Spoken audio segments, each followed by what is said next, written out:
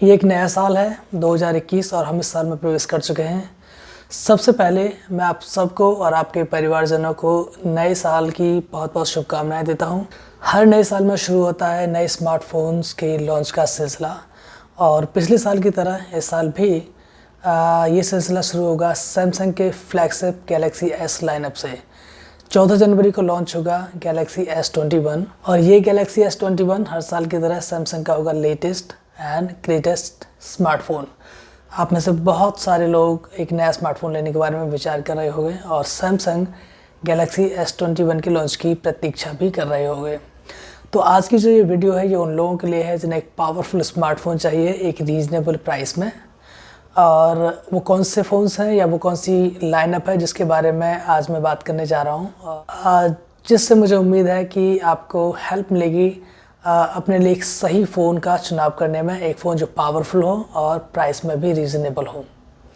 Technology Bing में आपका स्वागत है। मैं हूं संजीव शर्मा। आज जिस लाइनअप के बारे में मैं बात करने जा रहा हूं ये है सैमसंग गैलेक्सी S20 सीरीज़, जो इसी महीने पिछले साल सैमसंग ने लॉन्च की थी। सैमसंग हर साल एक नया स्मार्टफोन लॉन्च करता है। उनका प्राइस भी नया होता है जो कि पुराने स्मार्टफोन से ऑब्वियसली ज़्यादा ही होता है। तो जो पिछले साल उसी फ्लैगशिप लाइनअप में जो फ़ोन लॉन्च हुए थे उनके प्राइस ऑटोमेटिकली डाउन हो जाते हैं। मैं 4 पहलुओं पे बात करूंगा। पहला है स्क्रीन, दूसरा है बैटरी, तीसरा प्रोसेसर और चौथा है कैमरा। सैमसंग एक बड़ी कंपनी है और एक फ़ोन में यूज़ होने वाले बहुत सारे इक्विपमेंट्स वो इन हाउस न केवल डिज़ाइन करते हैं बल्कि उन्हें मैन्युफैक्चर भी करते हैं। और उनको इन हाउस डिज़ाइन और मैन्युफैक्चर करने का जो बेनिफिट है वो ये है कि उनकी जो कॉस्ट है वो काफ़ी कम होती है, जैसे कि मेमोरी चिप्स, प्रोसेसर्स और स्क्रीन्स। सबसे पहले स्क्रीन्स के बारे में बात करते हैं। सैमसंग दुनिया की गिनी चुनी कंपनियों में से एक है जो बेस्ट ओलेड पैनल स्क्रीन्स बनाने में सक्षम है। और ये केवल सक्षम ही नहीं बल्कि एक तरह से आप इन्हें स्पेशलिस्ट कह सकते हो। जब भी आप सैमसंग का एक फ्लैगशिप मॉडल लेने जाते हो तो एक बात के बारे में मैं आपको आश्वस्त कर सकता हूँ कि उस मॉडल पे मिलने वाली जो स्क्रीन होगी वो बेस्ट इन द क्लास होगी, बेस्ट इन द वर्ल्ड होगी। सैमसंग ने S20 सीरीज़ में 3 फ़ोन लॉन्च किए।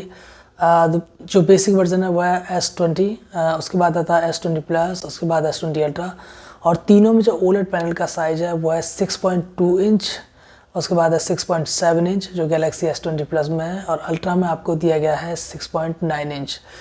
ये पैनल्स आपके HDR10 कैपेबल हैं। क्वाड HD पैनल हैं, 1440 पिक्सल पर इंच की डेंसिटी के साथ हैं। और जो एक नया फीचर सैमसंग ने इन स्क्रीन्स में दिया है वो है 120 हर्ट्ज का स्क्रीन रिफ्रेश रेट। और क्योंकि मैं सैमसंग गैलेक्सी S20 प्लस को रिव्यूज़ के तौर पर टेस्ट करता रहा हूँ और यूज़ करता रहा हूँ, और ये जो स्क्रीन रिफ्रेश रेट है 120 हर्ट्ज, ये इतना ज़्यादा औसम है कि जब आप इस फ़ोन को यूज़ करोगे, फिर चाहे आप फ़ोन के UI में पेजेस को लेफ़्ट एंड राइट स्क्रॉल करो, अप एंड डाउन स्क्रॉल करो, एप्लीकेशंस को ओपन क्लोज़ करो, या फिर स्पीड गेमिंग्स में हो, आपको जो ट्रांजिशंस देखने के लिए मिलेंगे और जो फ्लिक मूवमेंट होगा वो सुपर फ्लूइड है। और मैं आपको बता सकता हूँ सर का एक्सपीरियंस मैंने पहले कभी भी नहीं किया। तो अभी जो मेरी इच्छा है वो ये है कि अगर भविष्य में मैं जब भी कोई नया स्मार्टफोन लेता हूँ एज अ डेली ड्राइवर, मैं बिल्कुल ये कोशिश करूँगा कि उसमें 120 हर्ट्ज का जो स्क्रीन रिफ्रेश रेट है वो ज़रूर हो। कुछ कंपनियां हैं जो इस रिफ्रेश रेट को अभी भी अपने फ्लैगशिप मॉडल में नहीं दे पा रही हैं। iPhone 12 सीरीज़ जो अभी कुछ ही महीने पहले लॉन्च हुआ है उसमें ये रिफ्रेश रेट नहीं दिया गया है। और एक जो बड़ा कारण मुझे लगता है इसके पीछे वो है बैटरी कंजप्शन। जब आप हायर रिफ्रेश रेट की ओर जाते हो तो जो बैटरी कंजप्शन है वो काफ़ी ज़्यादा बढ़ जाता है।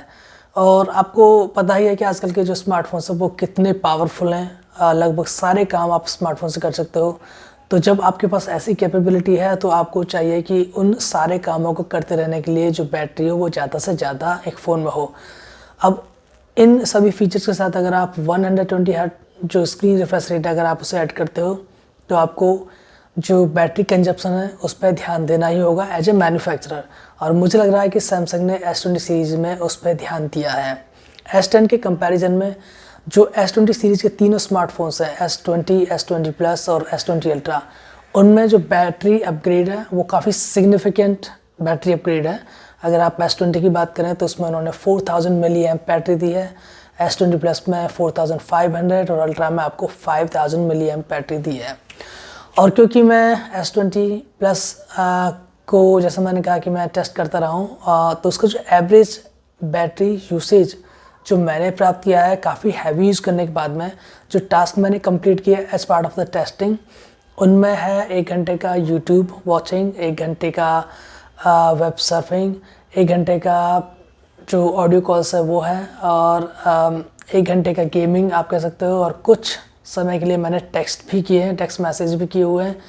तो जो एवरेज बैटरी यूसेज जो मैंने प्राप्त किया वो था लगभग 5 घंटे के आसपास, थोड़ा बहुत 10-5 मिनट कम है, 10-5 मिनट ज़्यादा, डिपेंडिंग ऑन द यूसेज। ये सब करने के बाद भी फ़ोन में लगभग 20 से 22% की बैटरी बची रह जाती है। तो मेरे हिसाब से जो बैटरी परफॉर्मेंस है ये S20 सीरीज़ में वो काफ़ी बेहतर है। अगर आप इतने ज़्यादा इंटेंसिव और हैवी स्मार्टफोन यूजर्स नहीं हो तो आपके लिए आराम से 12 से 14 घंटे का एवरेज पर डे का बैटरी परफॉर्मेंस ले पाना या प्राप्त करना कोई बड़ी दिक्कत वाली बात नहीं है। उसके बाद भी आपके फ़ोन में कुछ बैटरी बची रह जाएगी। बेस्ट स्क्रीन, बेस्ट बैटरी के बाद में जो तीसरा जो पहलू इस पर मैं बात करना चाहता हूँ वो है प्रोसेसर्स। प्रोसेसर के मामले में जो बात मैं आपके सामने रखना चाहता हूँ वो ये है कि सैमसंग ये जो फ्लैगशिप मॉडल जो पूरी दुनिया में लॉन्च करते हैं एज ए कंपनी, जैसे कि पिछले साल लॉन्च किया था S20 सीरीज़, और इस साल जो 14 जनवरी को लॉन्च होने जा रहा है S21 सीरीज़, इस फ्लैगशिप मॉडल में वो 2 अलग अलग प्रोसेसर्स यूज़ करते हैं। जिन फ़ोन्स को वो वेस्टर्न कंट्रीज़ में लॉन्च करते हैं जैसे कि US UK में, वहाँ पे वो स्नैपड्रैगन सीरीज़ के प्रोसेसर यूज़ करते हैं, और जो फ़ोन इंडिया या एशियन कंट्रीज़ में वो लॉन्च करते हैं उसमें वो in house design and developed Exynos chip use करते हैं। जो स्नैपड्रैगन सीरीज़ के प्रोसेसर हैं, जो स्नैपड्रैगन 865 जो सिलिकन चिप उन्होंने सैमसंग गैलेक्सी S20 सीरीज़ में यूज़ किया है वो कहीं ज़्यादा सुपीरियर है और एफिशिएंट है एक्सिनोस चिप्स के कंपैरिजन में, जो उनकी अपनी खुद की in house design and manufactured chip है। आप चाहे सिंगल कोर यूज़ लें या मल्टी कोर यूज़ लें, या फिर आप प्रोसेसर से जो निकलने वाली हीट है उसको कंपेयर करें, हर पहलू में जो स्नैपड्रैगन चिप्स हैं वो कहीं ज़्यादा सुपीरियर हैं, बेटर हैं और एफिशिएंट हैं। ये एक ऐसा सच है कि जो सुनने में अच्छा नहीं लगता कि अगर सैमसंग इस तरह की दोहरी नीति कैसे अपना सकता है, लेकिन इसके पीछे कुछ कारण हो सकते हैं। जो कारण मुझे लगते हैं वो ये हैं कि जो एशियन कंट्रीज़ हैं जैसा कि इंडिया या और जो एशियन कंट्रीज़ हैं, ये इन कंट्रीज़ की जो मार्केट है वो प्राइस सेंसिटिव है। स्नैपड्रैगन सीरीज़ के जो प्रोसेसर है वो उनके इन हाउस नहीं है, तो वो प्रोसेसर उनको परचेज करने पड़ेंगे जिसका cost obviously in house designed and developed processor से कहीं ज़्यादा होगा। तो इन प्राइस सेंसिटिव मार्केट में जहाँ पे हमें एक बढ़िया फ़ोन चाहिए, पावरफुल फ़ोन चाहिए, लेकिन जिसका प्राइस है वो रीज़नेबल ही होना चाहिए, इस मार्केट में अगर उन्हें अपने फ्लैगशिप मॉडल को प्राइस वाइज कंपैटिटिव रखना है तो उनके लिए उनकी इन हाउस डिज़ाइन चिप से बेटर ऑप्शन कोई हो ही नहीं सकता। दूसरा जो इनडायरेक्ट बेनिफिट सैमसंग को मिलता है वो ये है कि यहाँ पे एक लार्ज पूल ऑफ पीपल है जो सैमसंग का फ़ैन बेस भी है और सैमसंग के वो फ्लैगशिप फ़ोन को परचेज़ भी करते हैं। तो उन परचेज की गई स्मार्टफोन से जो फीडबैक मिलता है उससे डेफिनेटली उनको बहुत हेल्प मिलती होगी अपने चिप को इम्प्रूव करने में। ये एक अलग बात है कि उनकी हर साल लाएगी जो बेहतर चिप है वो स्नैपड्रैगन के कंपैरिजन में कहीं ना कहीं लैकिंग ही होती है, थोड़ा पीछे ही होती है, ऑन पार नहीं होती। तो जो महत्वपूर्ण बात जो मैं यहाँ बताना चाहता हूँ आपको वो ये है, क्योंकि मैं गैलेक्सी S20 प्लस को यूज़ करता रहा हूँ और जब आप एक्सिनोस चिप्स की बात करते हो, इस प्रोसेसर की बात करते हो, तो मैं आपको बताना चाहता हूँ कि जो आपके डेली रूटीन जो टास्क हैं जैसे कि ईमेल्स चेक करना, यूट्यूब वीडियोस देखना, फ़ोटोग्राफ्स लेना, वीडियो शूट करना या फिर वेब सर्फिंग करना, ये जो डेली के टास्क हैं आपको इनमें दूर दूर तक कोई लैग नज़र नहीं आएगा। ये जो एक्सपीरियंस आपका होगा वो सुपर फ्लूइड एक्सपीरियंस होगा, कोई दिक्कत नहीं होगी। यहाँ आपको ये बात ज़रूर ध्यान में रखने की है कि जो एक्सिनोस चिप जो सैमसंग इन फ़ोनों में जो यूज़ करता है वो उनकी top of the line processor range होती है। तो वो रेंज स्नैपड्रैगन के कंपैरिजन में थोड़ी बहुत इन्फीरियर हो सकती है, थोड़ी बहुत उतनी उच्च उस दर्जे की ना हो, लेकिन उसके बावजूद भी ये बहुत ही पावरफुल प्रोसेसर्स होते हैं। तो जो आपका जो डेली रूटीन के जो टास्क हैं उनमें आपको दूर दूर तक कोई लैग नज़र नहीं आने वाला है। हाँ, जो कुछ एक या दो जो ऐसे काम हैं जिनमें थोड़ा बहुत लैग आपको देखने को मिल सकता है, परफॉर्मेंस जो डिक्लाइन है वो आप एक्सपीरियंस कर सकते हो। वो टास्क हैं जैसे कि अगर आप बहुत इंटेंसिव वीडियो एडिटिंग करो अगर इन स्मार्टफोन पर, या फिर आप जो इंटेंसिव ग्राफिक्स वाले जो गेम होते हैं, मल्टीप्लेयर गेम्स, अगर आप उन गेम्स को खेलने में इंटरेस्टेड हो तो। और मैं ये जानता हूँ कि ऐसे बहुत लोग हैं जो गेम में बहुत ज़्यादा इंटरेस्ट रखते हैं या वो इस तरह के गेम्स खेलते हैं। तो मैं आप लोगों के लिए बताना चाहता हूँ कि आपको ज़रूर इस प्रोसेसर की परफॉर्मेंस को ध्यान में रखने की ज़रूरत है, क्योंकि जो डेली रूटीन वाले काम है वहाँ पे किसी भी तरह के लैग की समस्या आपके सामने नहीं आएगी। लेकिन अगर आप वीडियो एडिटिंग में है या फिर जो ग्राफिक इंटेंसिव गेम्स हैं, अगर आप उस कैटेगरी में है, तो वहाँ पे आपको इस प्रोसेसर की जो प्रोसेसिंग जो पावर है उसको ध्यान में रखने की ज़रूरत है। लेकिन फिर भी मुझे ऐसा लगता है कि ज़्यादातर जो लोग इंडिया में हैं वो डेली रूटीन के ही काम करते हैं और उनके लिए ये प्रोसेसर एकदम बढ़िया है। ख़ास तौर से जैसा मैंने कहा कि हम एक प्राइस सेंसिटिव मार्केट हैं और हम एक बढ़िया फ़ोन चाहिए जिसमें बढ़िया स्क्रीन हो, बढ़िया बैटरी हो और बढ़िया कैमराज हो, और ये सारे फीचर्स हमको एक रीज़नेबल प्राइस पे चाहिए। तो जब आप इन सारे पॉइंट्स को लेकर आगे चलते हो तो एक्सिनोस चिप एक बेस्ट कॉम्बिनेशन है इस स्मार्टफोन रेंज में। जो चौथा पहलू है जिस पर मैं बात करना चाहता हूँ वो कैमराज हैं। सैमसंग का एक अपना ही एक बैटल है, एक डायरेक्ट कंपटीशन है एप्पल के साथ जब कैमरा फोटोग्राफी की बात होती है। इस रेस में और भी बहुत सारे लोग हैं, जैसे गूगल की पिक्सल लाइनअप, जिनसे गूगल एक सुपीरियर फोटोग्राफी एक्सपीरियंस देता है या उस कैटेगरी में वो लगातार बने हुए हैं। जो कैमरा सेटअप आपको मिलेगा S20 प्लस में वो है 12 megapixel main sensor, 12 megapixel ultra wide sensor और 64 मेगापिक्सल 3x टेलीफोटो लेंस जो सिर्फ ऑप्टिकल जूमिंग के लिए है मेनली। मैं आपको बताना चाहता हूँ कि जो S20 सीरीज़ की जो पूरी लाइनअप है ये 8K वीडियो रिकॉर्डिंग करने में सक्षम है। आप सोचोगे कि S20 और S20 प्लस में जहाँ 8K वीडियो रिकॉर्डिंग के लिए कम से कम 33 मेगापिक्सल का जो कैमरा लेंस है वो होना ज़रूरी है और इनमें जो मेन सेंसर हैं वो 12 मेगापिक्सल के हैं, तो फिर 8K वीडियो रिकॉर्डिंग कैसी पॉसिबल है। 8K वीडियो रिकॉर्डिंग S20 और S20 प्लस में पॉसिबल है टेलीफोटो लेंस की वजह से।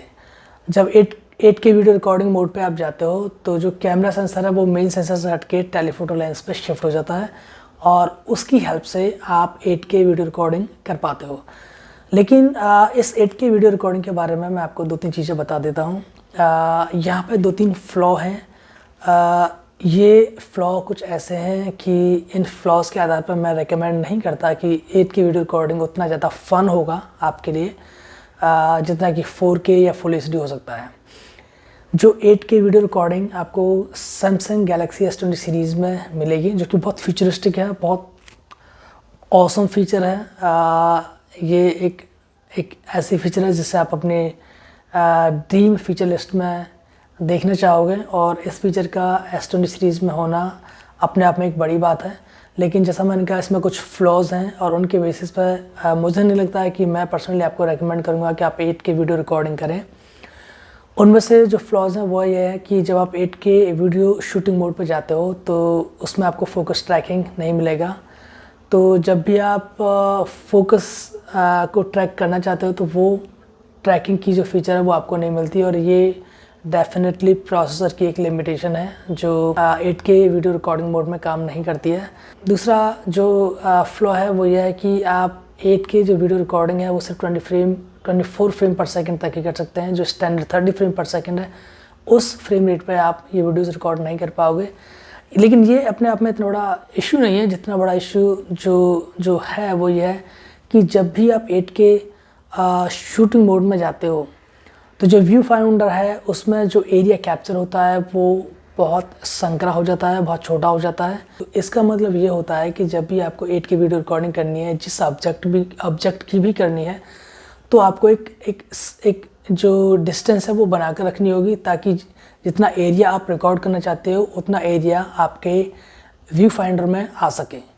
अन्यथा अगर आप क्लोज ऑब्जेक्ट्स को 8K में रिकॉर्ड करना चाहोगे तो वो पूरी तरह से आउट ऑफ फोकस होंगे और उस फुटेज को आप प्रॉपरली शूट नहीं कर पाओगे। इसके साथ 8K वीडियो शूट में आपको वीडियो फिल्टर्स भी यूज़ करने के लिए नहीं मिलेंगे और ये सब कुछ प्रोसेसर की लिमिटेशन के कारण ही है। जो डे लाइट फोटोग्राफी है या नाइट लाइट फोटोग्राफी है वो एकदम पिन शार्प है, एकदम बढ़िया है। अगर आप अल्ट्रा की बात करें, अल्ट्रा में जो कैमरा सेंसर्स आपको मिलेंगे वो है 108 मेगापिक्सल का मेन शूटर, 40 मेगापिक्सल का पेरिस्कोप, फिर आपको VGA सेंसर मिलता है और उसके बाद आपको टेलीफोटो भी। एक एवरेज यूज़र के लिए मैं बताना चाहूँगा जो फोटोग्राफी और वीडियोग्राफी एक्सपीरियंस है जो Samsung Galaxy S20 series lineup से आपको मिलता है वो अद्भुत है। अगर आप अगर आप एक सीरियस फोटोग्राफर नहीं हो, अगर आप एक प्रोफेशनल फोटोग्राफर्स नहीं हो, तो आपके लिए निराश होने जैसी उसमें कोई चीज़ नहीं मिलेगी। फिर चाहे वो फ़ोटोज़ हों या वीडियोज़ हों, आपके लिए वो पिन शार्प होंगे और आपका जो ओवरऑल एक्सपीरियंस होगा वो बहुत ज़्यादा बढ़िया होगा। तो जैसा मैंने कहा कि सैमसंग गैलेक्सी S20 के लॉन्च के साथ ही सैमसंग गैलेक्सी S20 सीरीज़ के जो फ़ोन्स उनके प्राइस काफ़ी डाउन हो जाएंगे और जो परफॉर्मेंस जो डिफरेंस होगा सैमसंग गैलेक्सी S20 सीरीज़ के फ़ोन्स में और S21 सीरीज़ के फ़ोन में वो उतना ज़्यादा नहीं होगा। तो यही उद्देश्य था मेरा आपको इस वीडियो के थ्रू बताने का कि सैमसंग गैलेक्सी S20 सीरीज़ की जो लाइनअप है वो अभी भी बेस्ट लाइनअप है और 2021 में भी वो बेस्ट लाइनअप रहेगी। तो ये कुछ चीज़ें हैं जिन पर आप ध्यान दे सकते हो और इस आधार पे आप अपना निर्णय ले सकते हो कि आपको S21 परचेज़ करना चाहिए या फिर आपका काम S20 सीरीज़ के पावरफुल स्मार्टफोन से चल सकता है। आप सबका बहुत धन्यवाद ये वीडियो देखने के लिए। मैं आपको बताना चाहूँगा कि 14 जनवरी को, जैसा मैंने आपको बताया कि सैमसंग गैलेक्सी S21 लॉन्च होने जा रहा है, 15 जनवरी को मैं इस लॉन्च से संबंधित सारी जानकारी अपनी नई वीडियो में दूँगा।